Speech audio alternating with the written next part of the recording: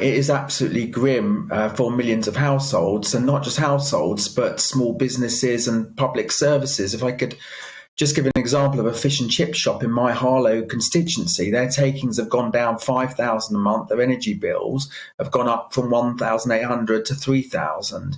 I spoke to my local GP surgery. His gas for the surgery is going up from 10,000 a year to 24,000 a year. So we've got a triple whammy hitting families, hitting the public, essential public services, and hitting small businesses particularly as well. And of course, I welcome that when Rishi Sunak was Chancellor, he announced a £37 billion package. So £1,200 will go to 8 million of the most vulnerable families. There'll be a national insurance tax cut for 70% of households, a 5p fuel duty cut as well. Though a £400 rebate to everybody on their energy bills, but there has to be a huge scale government intervention. Whoever becomes Prime Minister, it is just a week away. I think it's right that the contest finishes properly.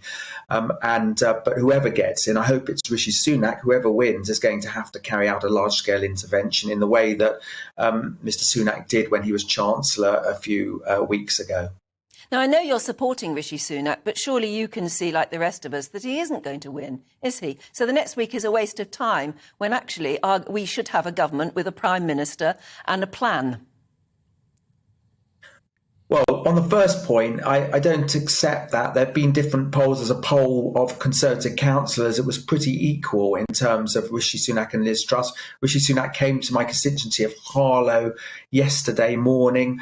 He had a lot of support from members who hadn't voted yet, because there are a fair few members who haven't voted yet. It's worth remembering that. And some of these members were actually had in mind to vote for Liz Truss originally. So it's never over till it's over. But there will be a new Prime Minister in just a week away. And where I agree with you is there has to be a large-scale intervention. Now, this is my personal view. I'm not speaking on behalf of Rishi Sunak. I think that what the government needs to do is introduce a social tariff for vulnerable families and those just about managing in terms of their energy bills. There has to be an essential public services tariff. I mentioned to you my GP surgery, but I've got local schools who are spending more money on energy and can't employ frontline staff that they need to help their students learn. So a public services tariff, or essential public service tariff, and a small business tariff, because